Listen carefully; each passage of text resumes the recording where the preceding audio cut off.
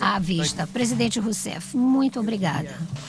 Cumprimentar o nosso querido presidente Barack Obama, cumprimentar todos os ministros de Estado, integrantes das delegações aqui presentes, cumprimentar todos os senhores e senhoras, os fotógrafos, os cinegrafistas e os jornalistas. Eu agradeço ao presidente Barack Obama e ao povo dos Estados Unidos a hospitalidade com que me receberam hoje e me receberam desde que eu cheguei a Nova York. O presidente Obama e eu tivemos essa manhã, como tivemos ontem à noite também, encontros muito produtivos, no qual nós celebramos uma trajetória ascendente nas nossas relações. Estabelecemos uma agenda bilateral robusta em áreas como comércio, investimentos, mudança do clima, energia, educação, defesa, ciência, tecnologia e inovação. Reforçamos nosso diálogo sobre temas da agenda internacional, como o meio ambiente e o desenvolvimento sustentável, algo que é essencial para o mundo e para cada um dos nossos países. Governança econômica e financeira, paz e segurança. A recuperação econômica dos Estados Unidos é extremamente positiva para a economia mundial e certamente para a brasileira. Nosso comércio bilateral é muito expressivo e baseado em produtos de maior valor agregado. Nós queremos ampliar e diversificar nossas trocas, e nosso desafio é dobrar a corrente de comércio em uma década. O objetivo é construir as condições para um relacionamento comercial ambicioso entre o Brasil e os Estados Unidos. Para isso, no curto prazo, devemos remover principalmente os obstáculos não tarifários existentes para bens industriais e agrícolas. Devemos reduzir a burocracia, as complicadas autorizações e outras restrições, ao mesmo tempo em que gostaríamos que fosse reconhecida a qualidade dos processos produtivos do Brasil. Gostaríamos que nossa agenda prioritária na área comercial no curto prazo estivesse centrada em dois temas. Primeiro, a convergência regulatória, a harmonização de normas técnicas. E segundo, a facilitação do comércio, sistemas de janela única para simplificar, reduzir prazos de processos aduaneiros. Queremos também cooperar com os escritórios de patente dos Estados Unidos, o que, apesar de ser um tema de propriedade intelectual, tem impacto por meio dos investimentos ao se ampliar a incorporação de tecnologia aos produtos brasileiros.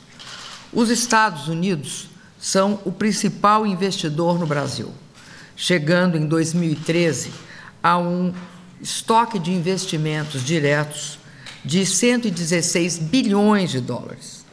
Os investimentos do Brasil também vêm crescendo. Em 2013, este estoque estava em torno de 15,7 bilhões de dólares.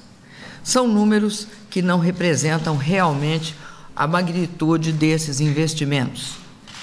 E é importante sinalizar que de 2007 a 2012 o crescimento do investimento direto do Brasil nos Estados Unidos foi de 221%. Nós queremos ampliar esses fluxos, nós queremos que esses fluxos se ampliem e se tornem maiores, dado o potencial das nossas economias. Esse é um dos objetivos do trabalho que temos tido de fortalecer também nossas políticas macroeconômicas, reduzindo os riscos para os investimentos brasileiros e estrangeiros no Brasil. Temos desenvolvido uma agenda microeconômica, diminuindo o risco regulatório, aumentando a transparência dos processos e a governança das relações das empresas com o governo. Estamos também ampliando as oportunidades de investimento em uma área em que é essencial a coordenação do governo no sentido de expectativas, que é a área de infraestrutura. Lançamos um plano ambicioso, o Programa de Investimentos em Logística, e esperamos e contamos e agradecemos ao presidente Obama esse empenho na presença de investidores americanos neste processo.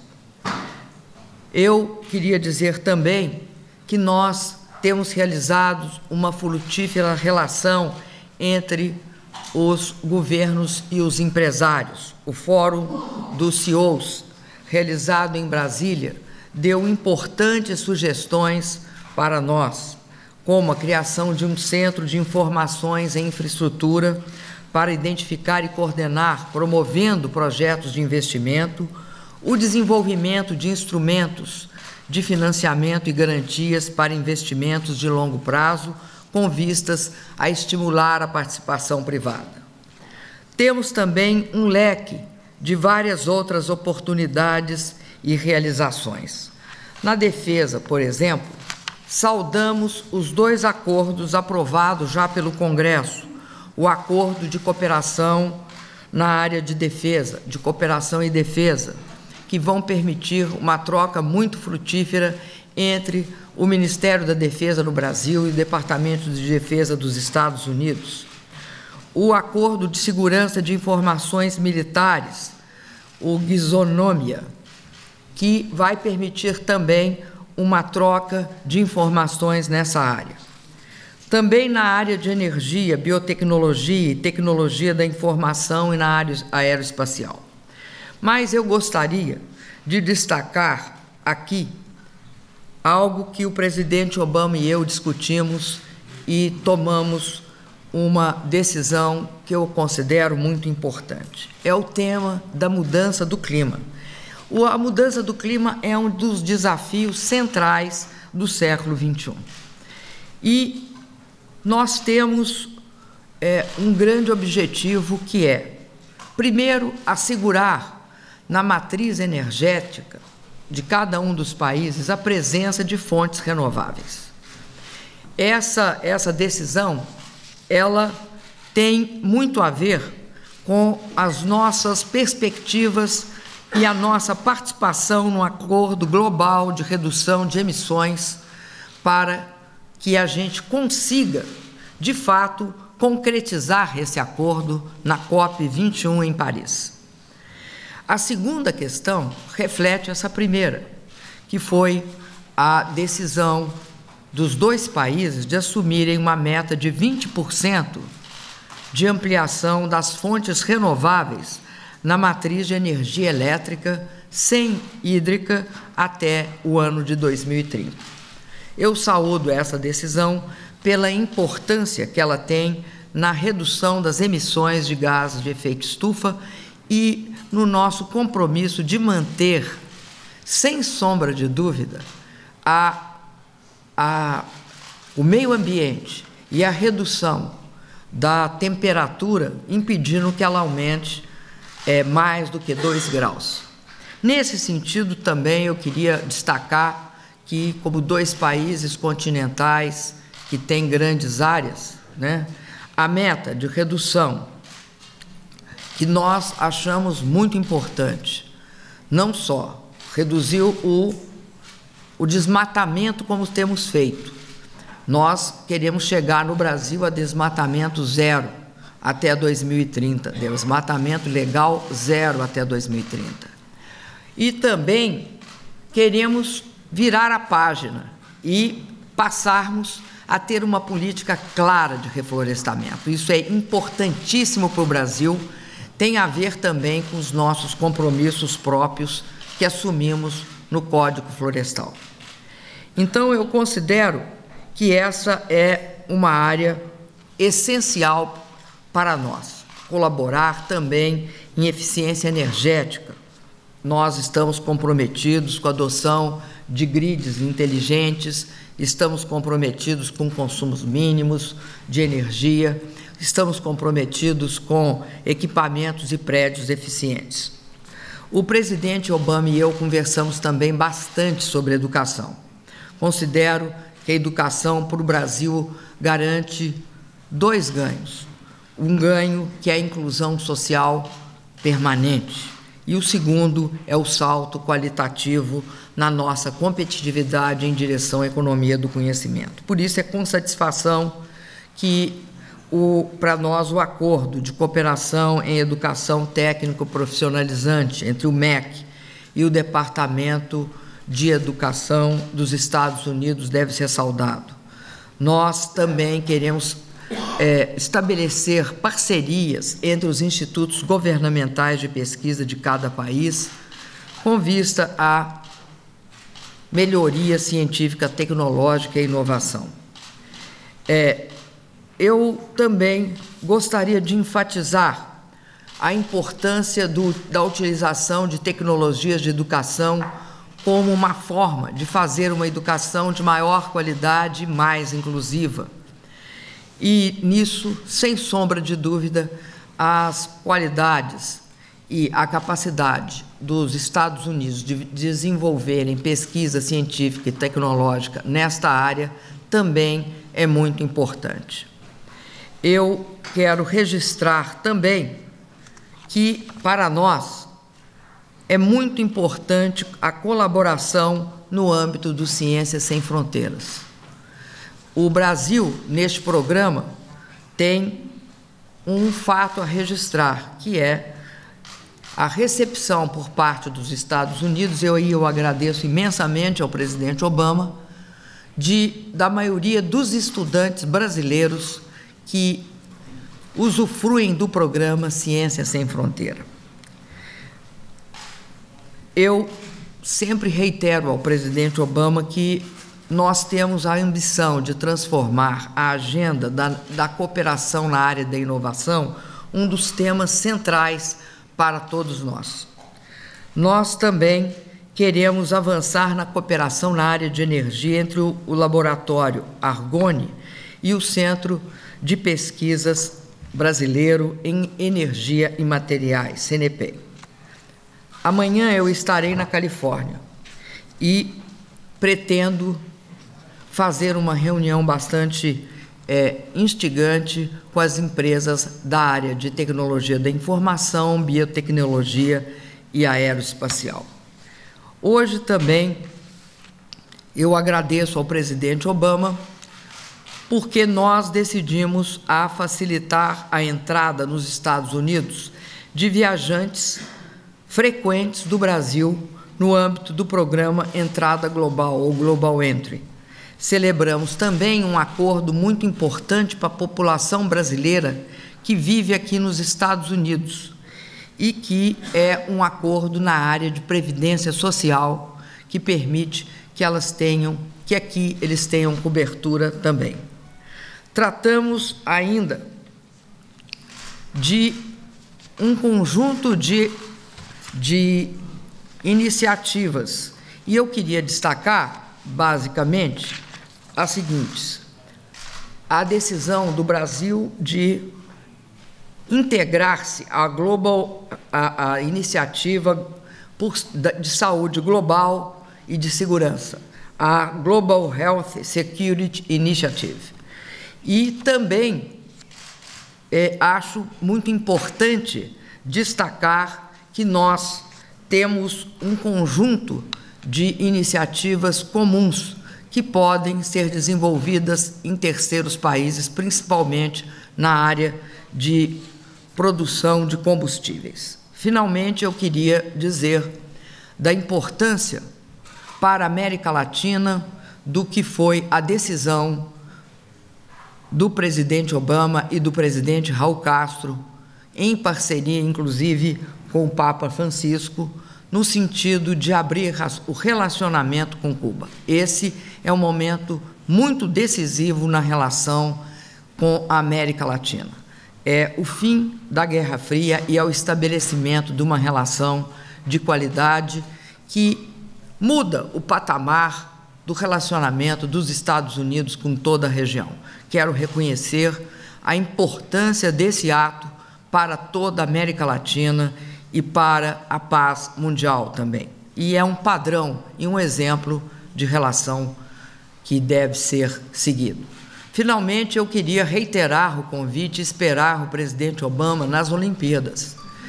Conto com a presença dele nas Olimpíadas e também estendo meu convite, é claro, para o vice-presidente, mas eu sei que eles não podem estar os dois no mesmo lugar, da mesma forma que no Brasil. Então, o presidente Obama está convidado para comparecer as Olimpíadas.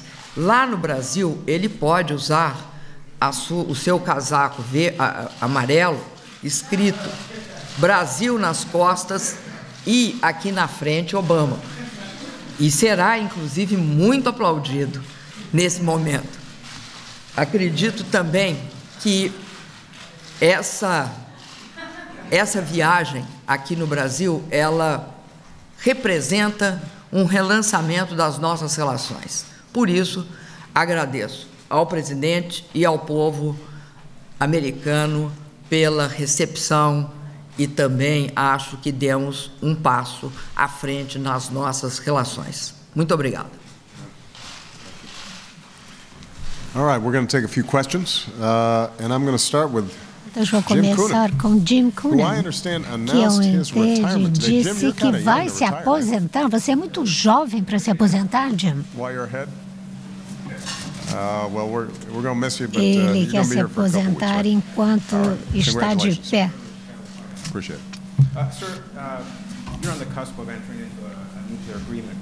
O senhor está à beira de conseguir um acordo nuclear com o Irã.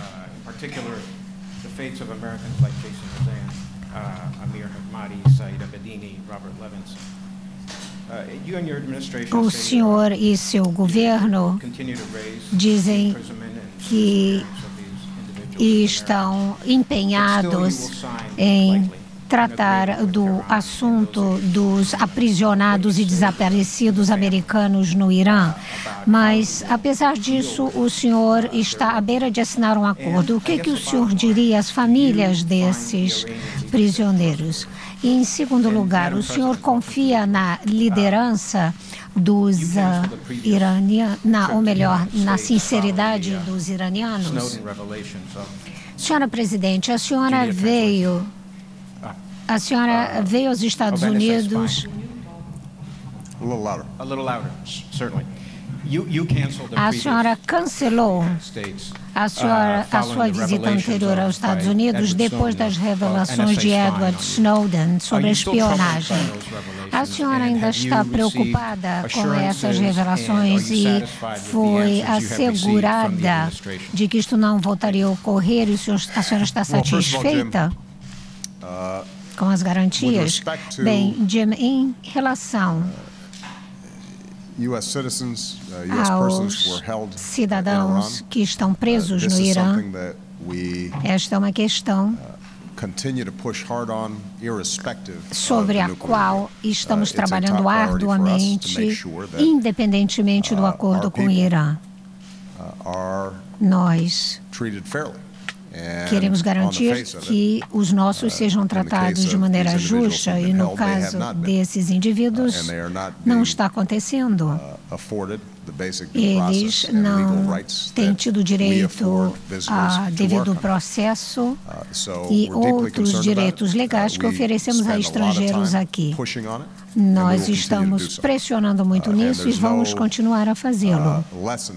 Não há nenhuma diminuição do sentido de urgência. Ao falar com as respectivas famílias, nós sempre lembramos a elas que esta é uma missão que continuará e não foi interrompida neste tempo todo de cativeiro.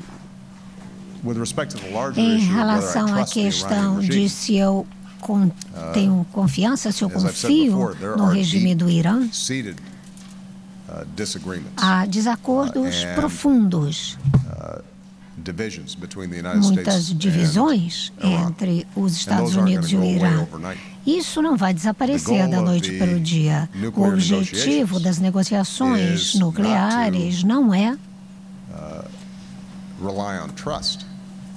depender da confiança, mas estabelecer um mecanismo verificado em que diminuamos as possibilidades de o Irã ter armas nucleares. O secretário de Energia Moniz e o nosso secretário de Estado, John Kerry, estão lá no momento envolvidos nas negociações. Eu tenho a esperança a de que se chegue a um acordo. Minhas instruções para eles é a de que o acordo quadro estabelecido em Lausanne em Lausanne é que seja implementado e praticado agora. Será que este acordo atingirá a minha meta, que é a impossibilidade de o Irã ter armas nucleares? Eu me pergunto se o Irã tem condições de cumprir este acordo. Se não, será um problema. Como eu digo desde o início, eu me retirarei das negociações se não for um bom negócio, se não pudermos garantir que o caminho rumo à obtenção de armas nucleares pelo Irã esteja fechado. O regime de inspeções, de verificações, se for inadequado, nós não fecharemos negócio. E temos sido muito claros. Agora, a boa notícia é que os nossos parceiros nessas negociações estão plenamente sintonizados conosco nisso. As negociações são difíceis, mas, no final das contas, dependerá dos iranianos se cumprem ou não o que a comunidade internacional estabeleceu para que seja possível a avaliação constante e frequente de se eles fecharam ou não a possibilidade de ter armas nucleares ou de construir uma arma nuclear. Não podemos aceitar uma mera declaração dos iranianos e algumas visitas esparsas por inspetores. Temos que ter um mecanismo rigoroso de verificação e este será o teste de se teremos ou não um bom negócio. Bom, é verdade, eu cancelei a minha visita aos Estados Unidos naquele momento. De lá para cá, algumas coisas mudaram. E a mudança se deve ao fato do presidente Obama e o governo dos Estados Unidos terem declarado em várias oportunidades que não teriam mais atos que seriam de intrusão em países amigos. Eu acredito no presidente Obama e mais, ele também me disse que quando quiser, se fosse o caso dele precisar de alguma informação não pública sobre o Brasil, ele me telefonaria.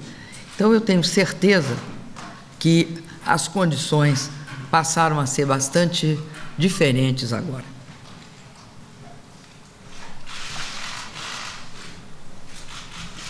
Eu agora queria chamar a jornalista Sandra Coutinho, da Globo News. Sandra. I suggest that you use this sweatshirt in a soccer game, please. We need all the help we can get. Eu sugiro, presidente, que o senhor use essa camiseta num jogo de futebol. Precisamos de toda a ajuda. Bom, se o Brasil estiver jogando contra os Estados Unidos, não poderei fazer isso. Senhor presidente, o senhor falou sobre um novo relacionamento baseado na confiança. E a presidente Dilma mencionou que quando cancelou a viagem anterior por causa de uma questão de confiança, e o Brasil se encontra no meio de uma crise político-econômica muito difícil. E, presidente, o Brasil se vê como um líder global no cenário mundial e os Estados Unidos veem o Brasil como um cenário regional. Como conciliar essas duas visões?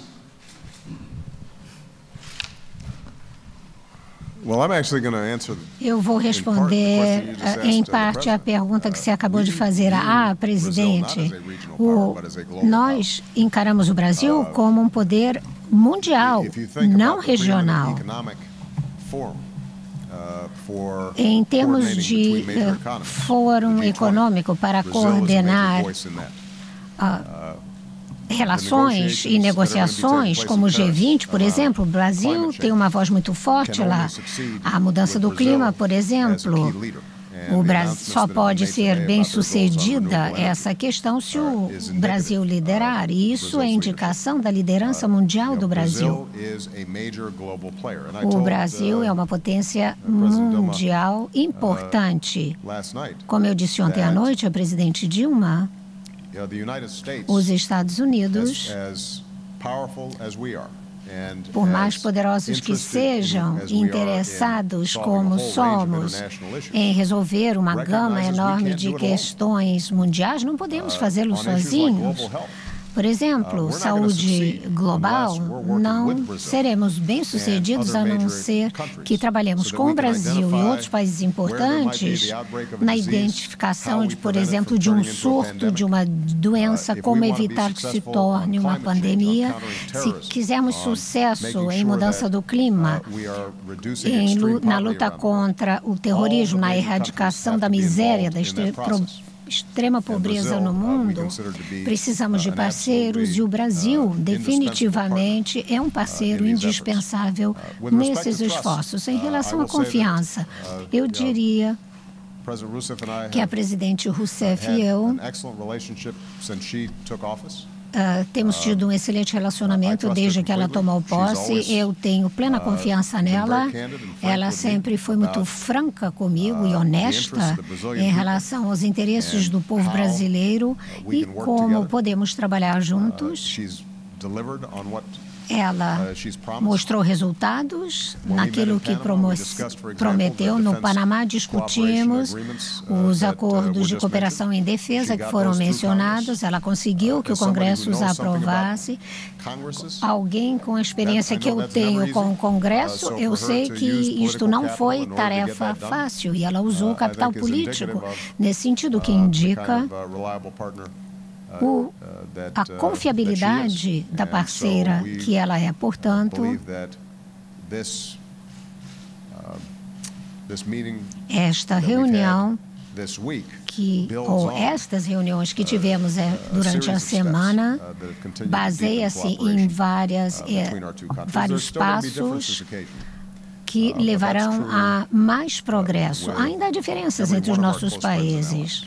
O que ocorre com cada um dos nossos amigos e aliados. Não há identidade perfeita entre amigos e parceiros, mas o relacionamento forte que temos e o fato de sermos os dois maiores países no hemisfério com histórias semelhantes, tudo isso significa que nós seremos parceiros nos próximos anos igualmente. Eu acredito que uma parte da minha resposta o presidente Obama deu e eu agradeço a ele por isso. Mas eu queria fazer uma consideração.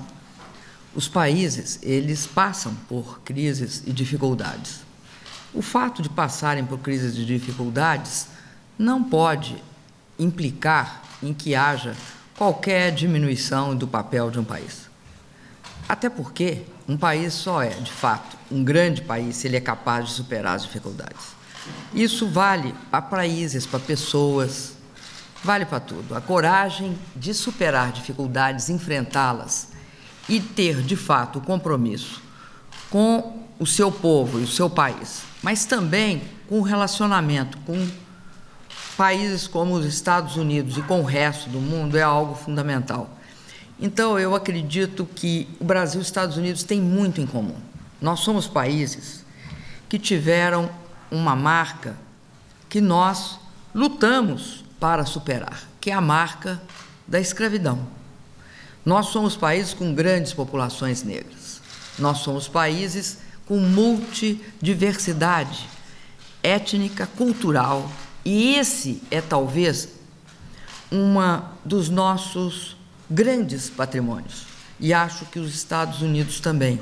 E somos democracias muito fortes. O Brasil, eu tenho certeza, assim como os Estados Unidos, eu saudei hoje o presidente Obama por ter superado a crise que atingiu o país em 2008, 2009, o Brasil também vai superar os efeitos dessa crise que recai agora sobre ele. E vai fazer isso com muita decisão, muito empenho e, mais do que isso, nós vamos não só voltar a crescer, mas assegurar todas as conquistas que tivemos nos últimos 12 anos. E, além disso, fazer com que essas conquistas se multipliquem. Nós queremos, de fato, construir um grande país de classe média. Acho que a redução da desigualdade foi uma conquista e nós temos de lutar para preservá-la. Jim Acosta.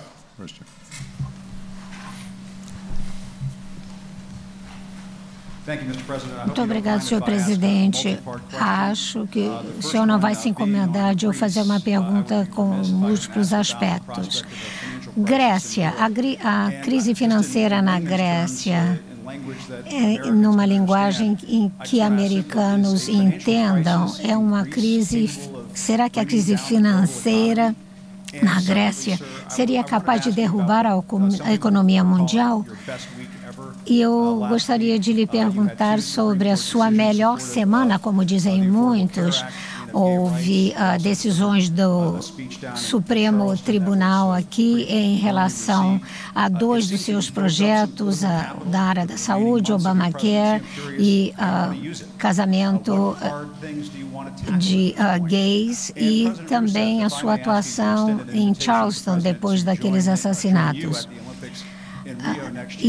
Presidente Dilma, este convite para o presidente Obama ir às Olimpíadas e levando em conta a determinação do grupo ISIS de aterrorizar o mundo inteiro, que tipo de segurança os senhores estão preparando para as Olimpíadas? Em relação à Grécia, estamos monitorando a situação o tempo todo.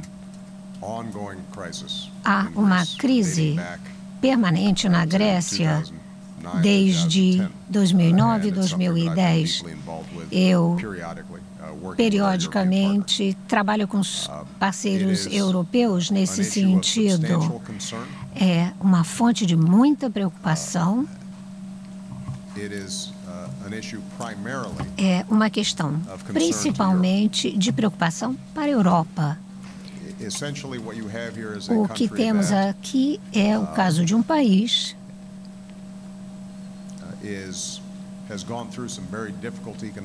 que passou por tempos econômicos muito difíceis e tem que encontrar o caminho rumo ao crescimento e de permanência na zona do euro. E o que temos estimulado tanto aos gregos quanto aos parceiros econômicos é o de negociação contínua para encontrar uma solução, um caminho de solução. É também importante para nós garantir estarmos preparados para qualquer situação ou contingência. Instituições internacionais também vêm sendo contatadas para estarem preparadas para os trancos e barrancos no mercado financeiro que possam ocorrer em decorrência disso. Isto não é uma situação que nós cremos, como a situação dos irmãos Lehman, venha criar um choque importante ao sistema, mas, obviamente, é uma situação penosa para o povo grego e pode ter um efeito significativo nas taxas de crescimento na Europa. E se a Europa não cresce como necessário, sofreremos o impacto disso aqui no Brasil. São mercados de exportação importantes e isto pode ter um efeito negativo. É algo que monitoramos o tempo.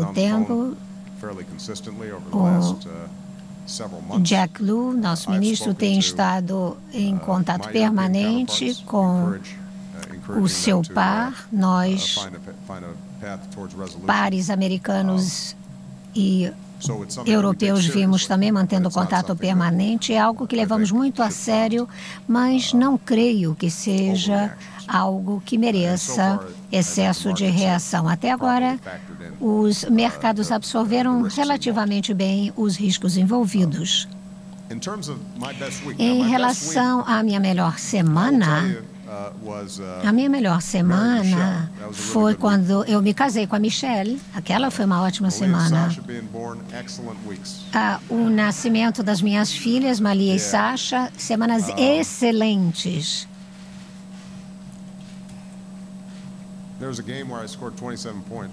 Teve um jogo em que eu consegui 27 pontos. Foi bom também. Eu já tive boas semanas na minha vida. E eu tenho a bênção de ter sido assim. Agora, semana passada foi muito gratificante. Primeiro, pudemos ter um pacote de legislação comercial que guiará os empresários, trabalhadores americanos a um futuro próspero. Foi uma luta dura, porque muita gente no meu próprio partido via essa questão comercial como uma aceleração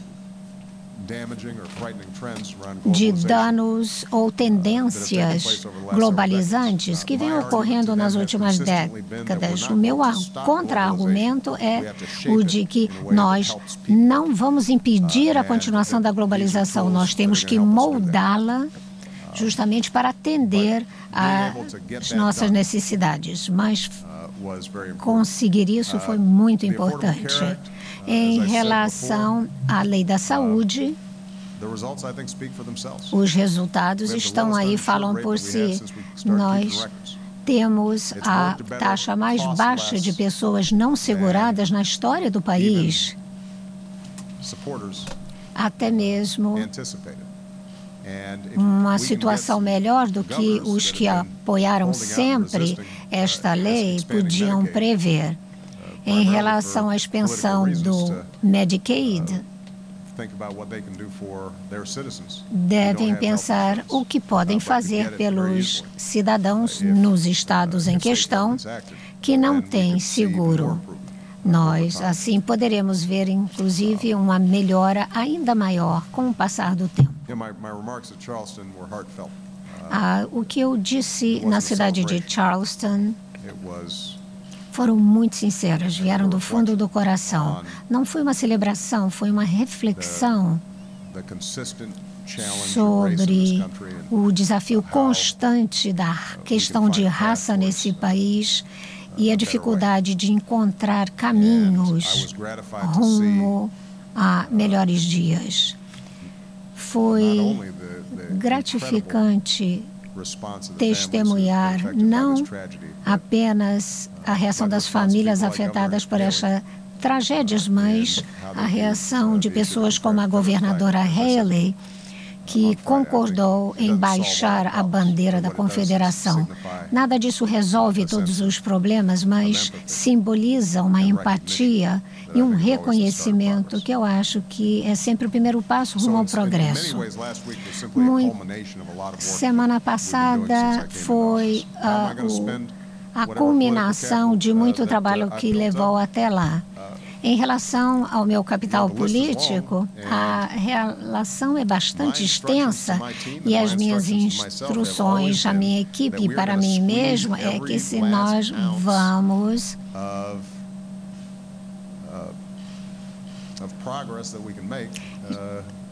alcançar o máximo de progresso, e enquanto eu estiver na presidência, nós faremos o máximo em todos os sentidos. Nós estamos discutindo agora a questão das horas extras. Nós queremos remunerar devidamente os que merecem. Temos conversado com o Congresso em relação à nossa infraestrutura. O Brasil fala de reconstruir e construir estradas, rodovias, ferrovias, etc. E nós temos o mesmo problema aqui. A questão do sistema de justiça penal algo que tem a ver com algumas das questões que eu mencionei na sexta-feira, e isto exige e tem recebido liderança de legisladores republicanos com quem, em princípio, talvez nem contássemos, estão muito sinceros em relação a progredir nessa área. Quero continuar a progredir na área de formação e treinamento para o mercado de trabalho. A ideia de faculdades comunitárias gratuitas está avançando e eu vou continuar martelando tudo isso, pois são questões que eu acho que terão impacto sobre o povo americano. Algumas não serão concluídas ou não serão feitas, mas tentaremos progredir em cada uma dessas áreas. O que eu venho repetindo é que uma das coisas que aprendi na presidência é que haverá altos e baixos, mas enquanto eu estiver concentrado com a minha equipe naquilo que fará uma diferença na vida do americano comum, mais oportunidades serão dadas para que, se trabalharem nesse sentido, progredirão. Queremos uma sociedade mais inclusiva, mais justa, aliás, e se é esse o nosso norte e permanecemos concentrados nisso, progrediremos. Eu estou muito entusiasmado com isso. Vamos tentar fazer com que a próxima semana seja melhor ainda. Eu adoro essas coletivas. É a minha equipe de imprensa que sempre me limita. Eu quero conversar com vocês diariamente. Desculpe, Jack. Bom, nós levamos muito a sério a questão da segurança nos grandes eventos. Levamos muito a sério a questão da segurança nos grandes eventos. E isso significa que nós envolvemos todos os órgãos que podem garantir e vão garantir a segurança nas Olimpíadas, a saber, as Forças Armadas, a Polícia Federal e todos os órgãos de polícia do Estado do Rio de Janeiro. Nós temos uma experiência nessa área, porque o ano passado nós organizamos a Copa do Mundo e não tivemos de dar segurança apenas para uma cidade. Nós asseguramos a segurança, não houve nenhuma ação que não fosse controlada em 12 cidades brasileiras, criando, inclusive, um sistema bastante efetivo de controle através de centros de operação de monitoramento e controle de todas as atividades, o deslocamento tanto o deslocamento de esportistas quanto de autoridades. Nós acompanhamos todos e asseguramos toda a segurança. Por isso eu tenho certeza, e não é bom ficar a gente dando ideias pela imprensa, eu tenho certeza que nós teremos todas as condições de garantir a segurança da Copa das Olimpíadas, assim como garantimos a segurança da Copa do Mundo.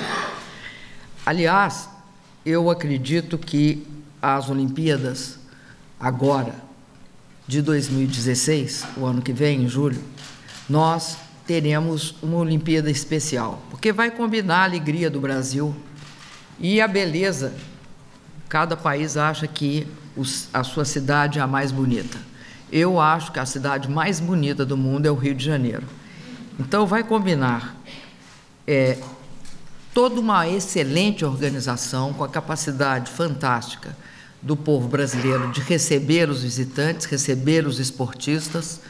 Nós convidamos a todos aqueles que queiram ir ao Brasil, que vão, porque nós vamos garantir não só a segurança, mas também uma grande festa nas Olimpíadas de 2016.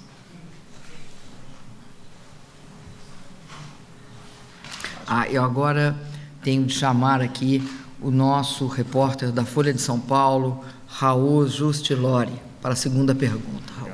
Mr. President, Petrobras, Senhor presidente, A gigante Petrobras foi processada em milhões por muitos americanos e está sendo investigada pelo Departamento de Justiça aqui.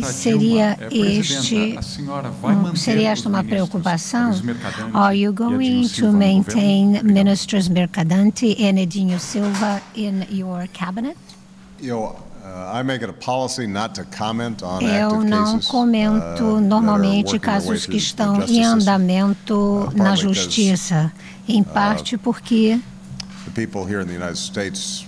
o povo aqui nos Estados Unidos sabe que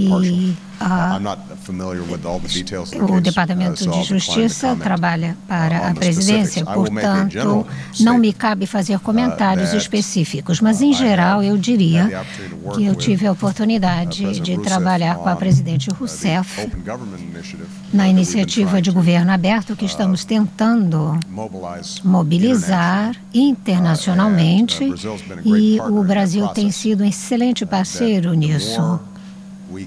Quanto mais pudermos criar a responsabilização e transparência em nossos sistemas governamentais, melhores seremos. E isto exige trabalho, exige tempo, e o Brasil tem sido um parceiro bastante forte nisso.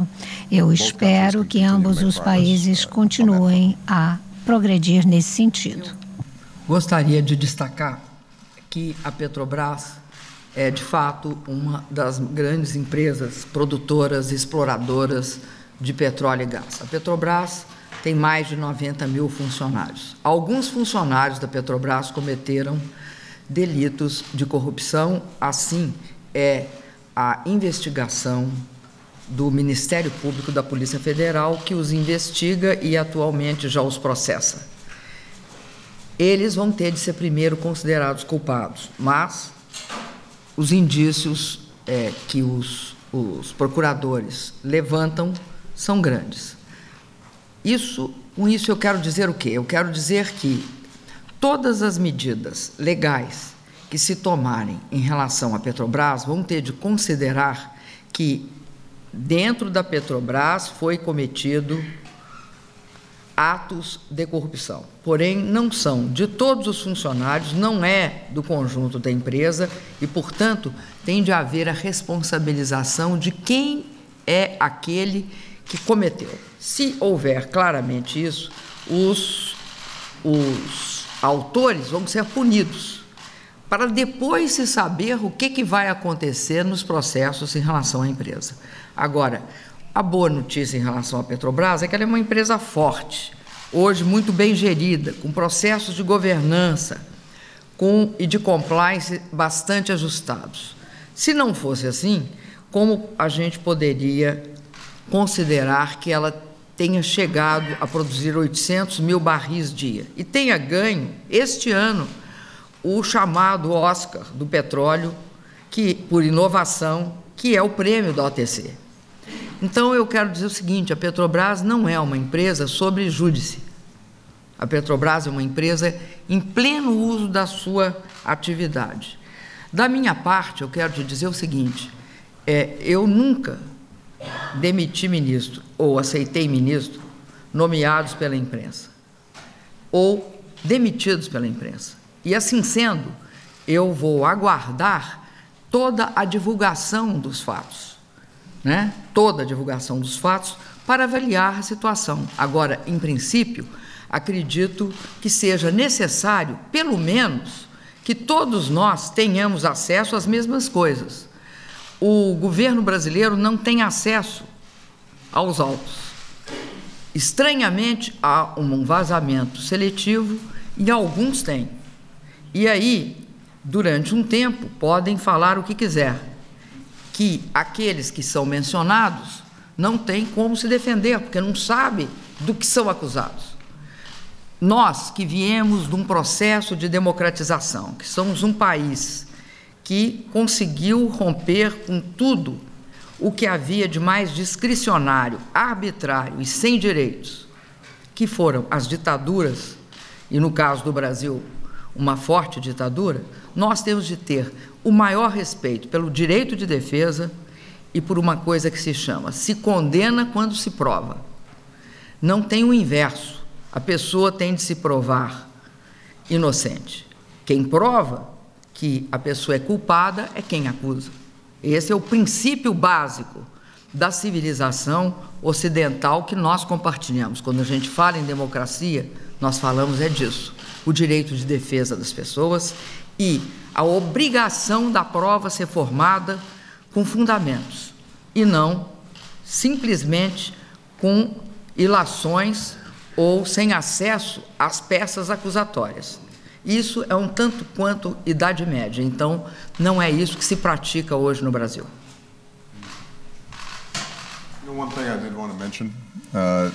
Eu queria mencionar, Jim, que sobre a semana passada eu fiz a comemoração da decisão no Jardim de Rosas, Rose Garden, sobre o casamento gay, mas não mencionei a Casa Branca iluminada com as cores da bandeira gay.